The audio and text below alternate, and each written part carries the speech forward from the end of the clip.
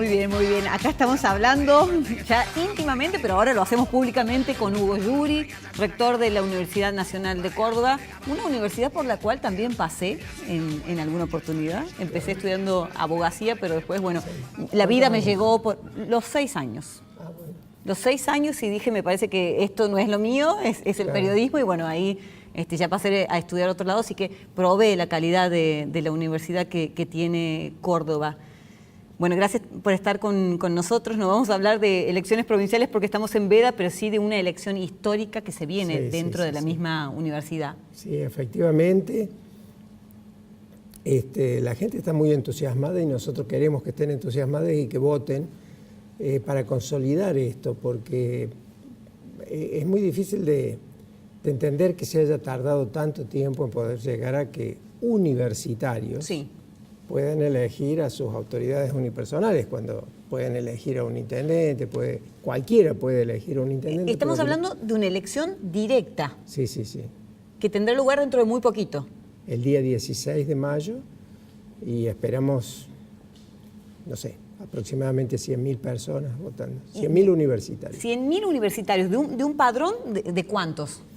Hay muchos más en el padrón porque nosotros tenemos muchísimos egresados de la Universidad Nacional de Córdoba y los egresados, pero muchísimos distribuidos por toda la provincia, todo el país, y no tienen la obligación como tenemos los que estamos ahí adentro, los estudiantes, los profesores, etcétera. Si incluyéramos, tenemos un padrón de unos 140.000 egresados, lo cual es mucho, tenemos 130.000 estudiantes, pero los egresados es un voto voluntario, tienen que inscribirse en los padrones, así que no son muchos. Esta es una de las tantas modificaciones que se logró en la reforma, que fue muy, pero muy importante, y que se logra después de ¿cuántos años que el voto era distinto? 100 años. 100 años. 100 años, o sea, la manera de elegir el rector era, digamos, cuando se funda la universidad era una bula papal, qué sé yo. Y después decidía el Consejo de Indias, el rey o algo por el estilo. Después, bueno, la misma comunidad de los jesuitas y cuando lo decidía el Obispado de Córdoba, pero el Obispado de Córdoba con autorizaciones, por supuesto. Y luego el general Bustos, primero los expulsan a los jesuitas, hay otras órdenes que quedan a cargo, viene la Revolución de Mayo y seguía en manos de la Iglesia y el general Bustos la provincializa, que es lo primera vez que se vuelve estatal. Bustos ya becaba gente del interior de la provincia de Córdoba para que vinieran a estudiar, gente que no estaba en condiciones económicas, o sea, ya teníamos becas. Ya era un adelantado entonces. Pero por supuesto, además fue un gran adelantado de la educación. Él, Urquiza, la mayoría de estos líderes provinciales eran grandes, gente muy bien preparadas. Después, bueno, obviamente se nacionaliza, es una de las 3 universidades nacionales cuando se hace la ley Avellaneda. Y después viene recién con la reforma del 18 una manera de elegir. Hasta ese momento el Poder Ejecutivo ponía el rector y luego empezaron a hacer con la ley Avellaneda, en las últimas 2 décadas del siglo XIX, el claustro, que eran los profesores, elegían. Y ya en 1918 viene el cogobierno, que ya empieza a participar los estudiantes también. Vuelven a participar, porque cuando las universidades se inician hace 1000 años, eran los estudiantes los que elegían a las autoridades. ¿Y era un reclamo del estudiantado Era un reclamo del estudiantado, pero eran unos estudiantes muy especiales, fueron grandes profesionales, muy inteligentes. El espíritu era la apertura de la universidad en un momento donde hacía un año que había asumido el primer presidente electo por voto directo y secreto, que era Hipólito Yrigoyen. No había tantas democracias en el mundo y no había democracias en las universidades. El ministro de Educación de Francia, que nos estuvo visitando el año pasado, la catalogaba como uno de los hitos en la historia los últimos siglos de las universidades, esta conjunción de lo que viene a ser el pensamiento científico y el pensamiento democrático que se da en la reforma universitaria de Córdoba. Pero en ese momento, que no había tanta experiencia, se dice, bueno, los graduados van a ser los representantes de la sociedad, va a haber estudiantes y van a estar los docentes. Y bueno, eso quedó, pero la sociedad fue evolucionando y la universidad evolucionando de muy pocos miles que había en ese momento, no recuerdo cuántos miles eran, 3, 4 mil. Bueno, hoy tenemos un padrón, como decimos, de más de 200.000. Es impactante.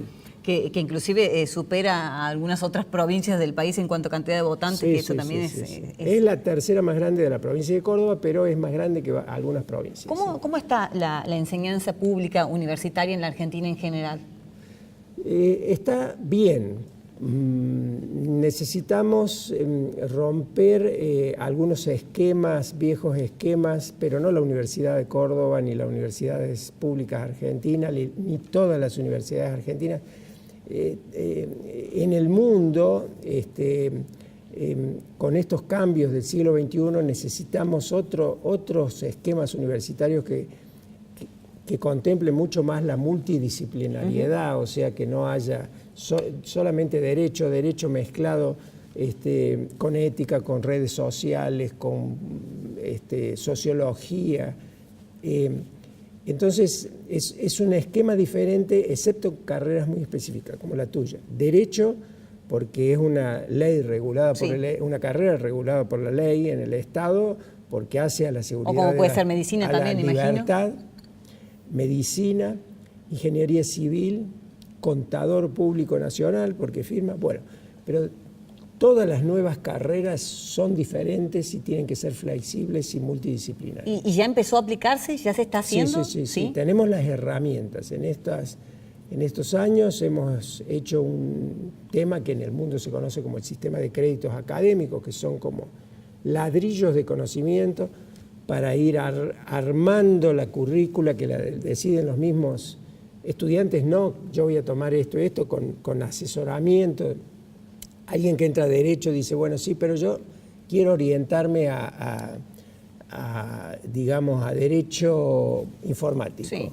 Y entonces de entrada va tomando conocimientos también de lo que es el área informática. Bueno, este modelo, que tiene 150 años en algunos países, se ha como consolidado en el resto del mundo, excepto todavía en América Latina, y esa es una de las herramientas. Y otra es un título que lo puedes retirar, que es el bachiller universitario, que es lo que viene a ser el college en el mundo anglosajón, y en Europa es el ciclo general de conocimientos básicos, que te da también esa herramienta. El tuyo sería, por ejemplo, es el bachiller en ciencias sociales. Ok, el mío tenía, por ejemplo, orientación docente. Claro. Pero claro, sí. Claro. Ok, y esto es los 2 primeros años, bachiller en ciencias sociales, que incluso te habilita para tomar unos máster en otros países. ¿Cómo han sido estos años de rector? ¿Qué es lo más rescatable o que mayor satisfacciones le ha dado? Muchas cosas. Me tocó, por suerte, tener el año del centenario de la Reforma Universitaria de Córdoba y que quizás, o principalmente por eso, que se hiciera aquí la Conferencia Regional de Educación Superior, que es una conferencia que se hace cada 10 años. No es una conferencia, es conferencia en el término de las autoridades que vinieron 3.500 autoridades universitarias de toda América y de la UNESCO, el año pasado, donde tomamos decisiones muy importantes sobre el futuro de la educación superior. Bueno, el honor de haber sido presidente de vuelta, digo de vuelta porque yo fui rector hace muchos años y después me enojé y me fui, del Consejo de Rectores de todas las universidades argentinas. Y esa parte fue compleja porque me tocó en un momento de una crisis económica donde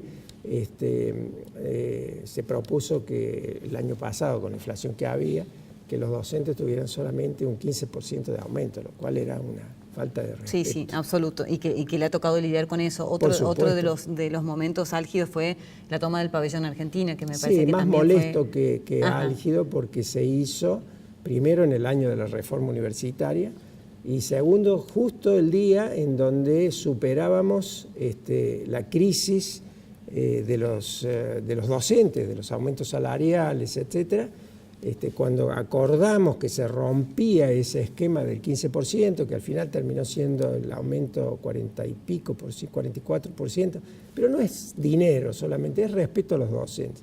Ese día se tomaron 30 y pico se tomaron espacios en 30 y pico de universidades en todo el país, por grupos de extrema izquierda, con pedidos que ellos decían no tenemos nada que ver con el tema de los docentes, de los sueldos, y fue complejo. Sí, fue muy complejo. Nosotros estuvimos siguiendo de cerca y fue desafortunado para todos, momentos de tensión. Totalmente desafortunado, sí. Justamente, como digo, en un año que habíamos puesto en consideración pública las universidades públicas, sí. Y bueno, esto fue malo para el prestigio de las universidades. Nos estamos yendo y le pido solamente una reflexión para las elecciones de mañana, por supuesto no de candidatos, pero... No, que vayan y voten el día 16.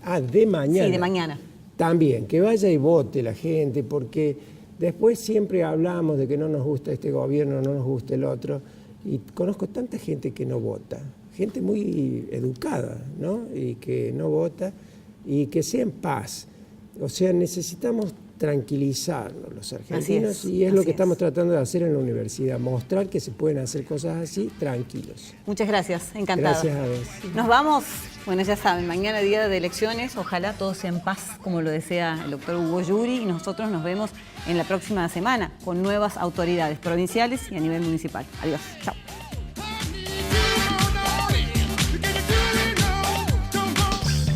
¿Querés beneficios y canjear tus puntos por increíbles premios? Asociate sin cargo a Club Personal.